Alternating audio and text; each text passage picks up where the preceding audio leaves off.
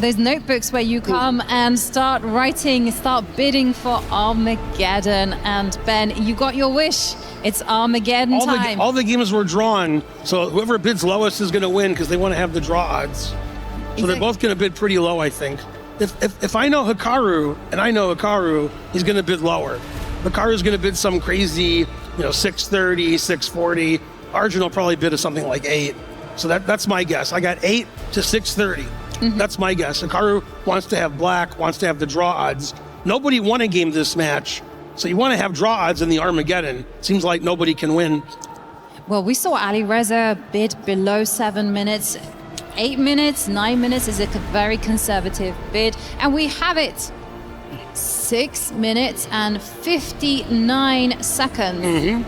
So just under 7 minutes. That's Hikaru's bid.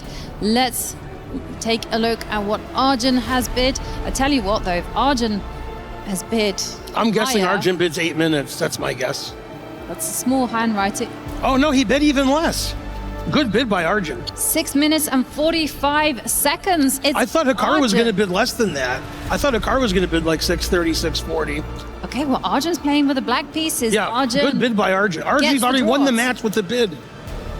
Yeah, we've seen that this whole gambit, and it is a gambit of bidding with less than 7 minutes, has paid off. Ali Reza did it twice, and he won. Was very convincing. And now Arjun, we'll see. What will Hikaru play? He's got a whole load of extra time, but he has to win on demand if he wants to advance to the semis. Somebody's key is going to get crushed after this game. This was the third place game last year. We're playing now to get eliminated on elimination day, get your key crushed. And we're going to see the winner come back tomorrow, either the first place or the third place game. And the loser going to get their key crushed and their tournament's over. It's a winner take all, or in this case, if you're black, draw take it all. Arjun has the black pieces, 6 minutes, 45 seconds to 10 minutes for Hikaru. Arjun has draw odds. They're about to start. May the best person win. May the best person win. Wow. Hikaru with the white pieces, 10 minutes. We have 6 minutes and 45 for Arjun, but Arjun with the black pieces has the draw odds. What have we seen? And it's going to be a repeat, well, almost a repeat of the last game as the bishop comes out. And now we have, again, the light square bishop coming out. And this time Hikaru says, let me keep all the pieces on the board. No trade for you. Yeah, he doesn't want an equalish type position. He wants a position where he can use Harry and Gary, push those kingside pawns, attack the bishop on f5, try to get some kind of double-edged position, get Arjun in time trouble, and try to win the game that way. Hikaru's kind of a little bit uncomfortable there, just not quite finding his rhythm when it comes to the headsets. But as you pointed out, Ben, it's time for white to go on the aggressive. We're expecting the knight to come out, attack the bishop. You can also start pawn storming on the right side of the board. He goes for that. Harry goes forward. Will it go even more? That is the mainstream move. Will we see that happening? Put it in H4, H5. That's how they play chess nowadays. And in this position with the bishop already on E6, it might make sense for Hikaru well, I was going to say to move the bishop and play knight f4, but instead he sacrifices the h pawn. Queen b3 attacking the b pawn. When the engine really hates the move queen b3, Hikaru played queen b3 instantly and then made a funny face like he didn't like it. So I wonder if Hikaru's mixing up lines. That's what I'm thinking as well. He's got his lines mixed up because black can actually take the advantage. And it's going to get really dicey if he picks up the g-pawn and attacks the bishop. If he plays that, okay, it hasn't happened. That was the best move. And now the queen will just offering herself up for a trade. For Arjun, he wants a position with no danger where he can just make the moves super quickly. There's still a lot of danger in this position because it's not entirely clear which direction the black king is going to be headed. That's right. And Hikaru sacrificed his h-pawn. So if black ever castles king side, the open h-line, dangerous. If black castles queen side, half of our viewers think that move is illegal. And it probably should be because of queen d6 at some point, because the rook is going through the b8 square. But I'm here to tell you, in case Arjun does castle queen side, it's perfectly legal. It's not the rook going through the attack square, it's the king. So you can castle either way. You can't do it now because your knight on e7 is attacked. And Arjun wants to trade queens. He is up a pawn, wants to play queen b4. Hikaru's queen is almost trapped over there on a3. Doesn't really have time for queen d6 because the b2 pawn needs babysitting. So this looks like Arjun's doing well out of the opening. He stops queen b4 the only way he can with bishop to d6. Knight c8, trying to get rid of white's two bishops. Is Hikaru going to give the two bishops back? How does Hikaru try to get an advantage from this position? Exactly. So far, opening has been in Arjun's favor. It has, and Arjun is doing everything by the book. When your king is in trouble, try and trade off queens. And look at that, the bishop is right there in black's camp, and Arjun is driving that bishop backwards. And this is fantastic technique. And Hikaru now has to show us why he has compensation for that missing pawn. It's not going to be easy. I mean, is he going to go on the offensive, move the knight, attack the queen? He goes castles. He castles queenside, but you can just simply take that bishop, get rid of that horrible piece, and then you can even castle yourself, or you can try and drive out that queen. Yeah, this doesn't look like Hikaru has enough compensation for a pawn. It seems like he believes the same thing. He's pretty unhappy. Black can legally castle queenside now, no matter what my students think about that. Black could also play queen b4, trying to kick the queen out. I don't see enough compensation for white for the missing h-pawn. So it looks like Arjun's doing really well. The best Hikaru could hope for is to get an equalish kind of position, but he's still going to be down a pawn, and he has to give the draw odds. Hikaru needs to win. Hikaru has to win, there's no doubt about it. He is the rule of the game. It's Armageddon. The queen is going to be driven backwards. Okay, now he has to go all in, and he does it. He's just breaking out into the center, and now there is pressure in the position. The temperature is rising because Arjun, where's he going to go with his king? And next question, should he capture in the middle? I don't think so. That's simply going to be improving the white knight. So instead, I think that now is the time to take it easy. There's no take it easy move, Ben. No, there's not. Yeah, Arjun never takes it easy anyway. The only thing he takes it easy with is his heart rate. When he's playing chess, he likes to play the most tactical, complicated line that he's calculated, as Hikaru likes to do now too. I think Hikaru did a good job after misplaying the opening of trying to get some position where he has compensation for a pawn.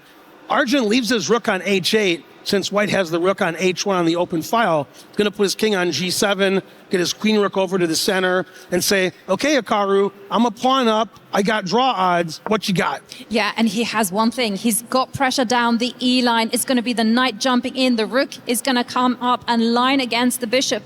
That is Hikaru's target. That is the spot. And suddenly there is a big trouble on the horizon for Arjun as he has to navigate that. Maybe he can step up with his king, cover some weak points, and the black knight can go on the defensive. He goes for it. Oh, this is getting ropey. It's not the kind of position you want to be playing as black. Feeling the pressure, and your clock only 4 minutes and 10 seconds. No, the first 10 moves of the game advantage Arjun. The last 5 moves of the game advantage Hikaru. He's getting counterplay. His lead on the clock is becoming imminent. He's looking really good. He's got pressure against Arjun's king. All 3 results are possible. Very interesting Armageddon type of game. Hikaru knew when he was down a pawn, he had to do something crazy to get compensation. Queen f6, the engine hates it. It says Hikaru is close to winning now by just taking the bishop on e6 and attacking the black king. Yeah, but that's such a computer move. Knight takes bishop is definitely seeable, but the whole aspect that this rook landing on the 4th row, protecting everything and getting ready to harass the black queen, that is deep. That is so deep. Hikaru is going to go for it. He's thinking, shall we show exactly why it's so good? Yeah, let's have a look at what can happen in this game.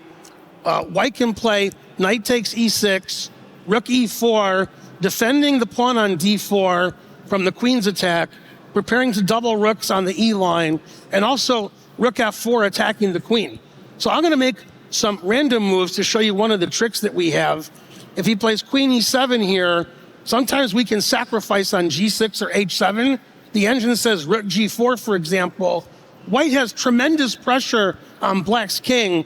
White's threatening rook takes g6 check, winning immediately. Let's blunder with knight f6.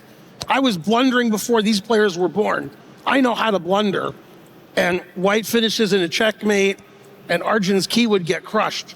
So black has to defend. He doesn't have a lot of time on the clock. He has to play knight f8. And will Hikaru see this, doing the rook lift and attacking? And he doesn't. Instead of moving the rook up and doing a rook lift, attacking g6 and e6, he moves his queen up to c7, attacking on the left side of the board. And that was supernatural, I gotta say, jumping in with the queen, lifting up with the rook, inviting everyone to the party. Well, that's just something that the all-seeing eye, the computer, is very capable of finding. For us humans, a little bit more tricky. You need a bit more time on the clock. But as the rook comes to defend, well, now Hikaru has found a target, and it has the name of the e-pawn. And how is Arjun gonna defend that one? It is falling apart for Arjun. Yeah, e6 is hanging. The knight on d7 is pinned. b7 pawn is hanging. The black king on g7 is permanently under attack. Advantage Hikaru. Hikaru not only winning on the board now, still has a big time advantage. Hikaru outplaying Arjun this game. The pressure is getting to Arjun. His heart rate's already above 70. Amazing. Yeah, exactly. Arjun now on the brink because he cannot defend that pawn on e6. But look at that. That pawn was the only blockader of the rook on the e-line, and things are going from bad to worse as we are seeing that the white rook can slide over, attack the queen. You do have to calculate what's going to happen after some checks, but it is now all systems go for Hikaru. Can he do it? Can he find the right continuation? He does. Rook d1. He finds it. Okay, now the only thing for Arjun to keep prolonging the game is to give a check to the white king. And you see, Hikaru, before he became one of the world's defensive players, he was one of the world's best attackers. And here, this is him in his element. Give a check. King hides to the corner, and now the pressure is on how to defend that knight. If you go rook takes bishop, you're giving up the rook. He has to do it. He has to give an exchange away, and now Hikaru has a winning material advantage. But it's only a small material advantage. It's a rook for a knight and a pawn. Problem is, black's king is just really badly placed. Hikaru consolidating, defending his f-pawn, wants to play queen h6 check and bring the other rook to d8 to continue the attack. Arjun prevents queen h6 by playing h5. And if somehow Arjun can trade queens, he might have some drawing chances in the endgame. But even the endgame is losing with the rook being better than the knight. So winning material advantage for Hikaru, winning on the clock, and so far looking like Hikaru might go through to the next round. Exactly, and Hikaru on the cusp of eliminating Arjun Erigaisi, again with fantastic technique, swapping off rooks. And we're seeing Arjun just has to roll the dice, just hope for the best, advancing the kingside pawns, and now the king is just going to step up. Arjun, if he can survive, is going to be all about trading off queens. Yeah, the one bad thing about Arjun's position, other than he's losing on the board, is because of the bid, his clock situation is really poor. He does have draw odds, so the game's not over. King a1, Hikaru tucks his king away. Arjun's king looks relatively safe now behind all of his pawns. And the question is, how does black break through? Well, how does white break through? Will Hikaru trade queens and move his rook to the 7th, or keep the queens on because black's king is on g6? I think he's going to keep the queens on. Exactly. You always judge whether you want to be trading off queens depending on king safety. Black's king not safe at all. So look at this lovely move, eyeballing the pawn on b7, and that's it for Arjun. He has to, again, take a decision where to go. The problem is that the rook is so mobile. This position is so open. The rooks and queens, they are in their element. The queen steps up, and now what's to stop the rook coming up? Get the rook onto the 7th. I want to take on b7. I like taking on b7. No, he doesn't do either one. Okay. Repeats the position, but just one time. Just one time, and he improves the queen a little bit more. Yeah, I don't know why he didn't take the pawn on b7 or come up with a rook, but he starts to just get those pieces into their prime squares. Queen has to move, and Hikaru better be careful. There's some perpetual checks against his king. His king is getting pretty closed off. yeah. So Hikaru has to be careful. Hikaru with 3 minutes on the clock. Arjun only 1 minute and 12. Anything can still happen. Hikaru should win, but he still has to have good technique. Arjun's not making it easy, Ovi. No, he's not making it easy, and at least he gets in a check and comes in with the king. And suddenly, this is not as easy because knight is the king's best friend. And hell, look at this. Beautiful, beautiful stuff there from Arjun, sidelining the white rook. And now I feel like Hikaru has to start all over again. No, he's making faces like he doesn't like what's going on. No, I can understand that. Because there's also the queen is going to drop up. Whoa, I've never seen that. That's such a gutsy move. Coming in with It doesn't like it, but we like it. The king goes to g3. Where's Nigel Short when you need him? The king walking up the board, attacking on the king's side. So black is playing on both sides of the board. The king wants to go to g3 and take the g2 pawn. The queen wants to go to c4 and get perpetual check. Hikaru has to stop everything. Well, he's really going bold with his king. He's saying the safest place is in my opponent's side of the board, but that's such a risky strategy. I think now he has to trade off queens. I mean, if you move the knight, the c-pawn is going to be falling, and so the queens do come off. This is what Arjun had in mind. The question is, does he have enough time? Because this is going to be a race. To move the knight, you can take the pawn, and then you're going to have to take the pawn on a4. So black's pawns are going to be disappearing from the left, and it's going to be all about the h-pawn for Arjun. So exciting here. 43 seconds for Arjun left on the clock. Yeah, the question is, can Arjun win the g2 pawn and get that h4 pawn down to h1? Hikaru calculating. The times are getting closer to equal now. Hikaru less than a minute ahead on the clock. Hikaru trying to figure out everything all the way to the end. He stops black from playing king g3 by playing rook c5. Doesn't want to play king g3 and take the pawn on g2. Here comes the black knight. Now he can take the pawn on c4. Exactly. Now you can take it with good conscience because there's no way the black king is coming in to snap up those pawns. He does that. The king has to step back, and now you can grab the other pawn. There's nothing to stop Hikaru from taking that pawn. He doesn't even bother. It's all about promoting the pawn. That a pawn is going to be a killer. Be careful because there are some knight checks. Yeah, that a-pawn's too strong. The times are getting close to equal now, but Hikaru's a-pawn is too strong. Arjun doesn't have a pass pawn. Both players know that white's winning. They're just going to play it out in case there's a blunder or black's h-pawn becomes strong. Seems like every move wins. The a-pawn's too strong. The h-pawn can be stopped by the rook. And the and it's person just checkmate. The queen and rook will give checkmate to the black king. Well, eventually Arjun did make a queen, but he'll get checkmated instead. Queen g6 mate. And Hikaru wins. The crowd was right, 87%. They knew what was going on. Wow, needing to win on demand. Hikaru strikes again.